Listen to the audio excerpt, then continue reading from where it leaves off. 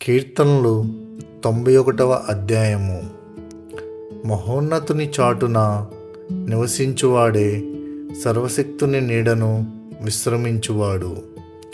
ఆయనే నాకు ఆశ్రయము, నా కోట, నేను నమ్ముకొను నా దేవుడని నేను యెహోవాను గూర్చి చెప్పుచున్నాను.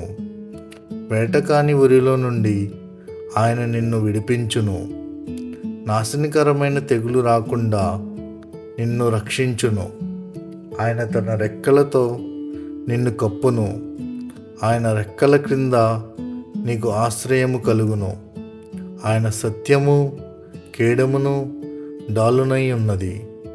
రాత్రివేళ కలుగు భయమునకైనను, పగటివేళ ఎగురు బాణమునకైనను, చీకటిలో సంచరించు తెగులునకైనను, మధ్యాహ్నమందు పాడు చేయు రోగమునకైనను నీవు భయపడకుందువు. నీ ప్రక్కను 1000 మంది పడినను, నీ కుడి ప్రక్కను 10,000 మంది కూలినను అపాయము నీ యొద్దకు రాదు. నీవు కనులారా చూచుచుండగా భక్తిహీనులకు ప్రతిఫలము కలుగును. యెహోవా, నీవే నా ఆశ్రయము అని నీవు మహోన్నతుడైన దేవుని నీకు నివాస స్థలముగా చేసుకుని ఉన్నావు. నీకు అపాయమేమీ రాదు, ఏ తెగులును నీ గుడారమును సమీపించదు. నీ మార్గములన్నిటిలో నిన్ను కాపాడుటకు ఆయన నిన్ను గూర్చి తన దూతలను ఆజ్ఞాపించును. నీ పాదములకు రాయి తగలకుండా వారు నిన్ను తమ చేతుల మీద ఎత్తి పట్టుకుందురు.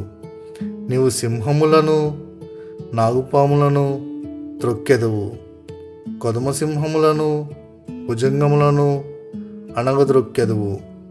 అతడు నన్ను ప్రేమించుచున్నాడు గనుక నేను అతన్ని తప్పించెదను.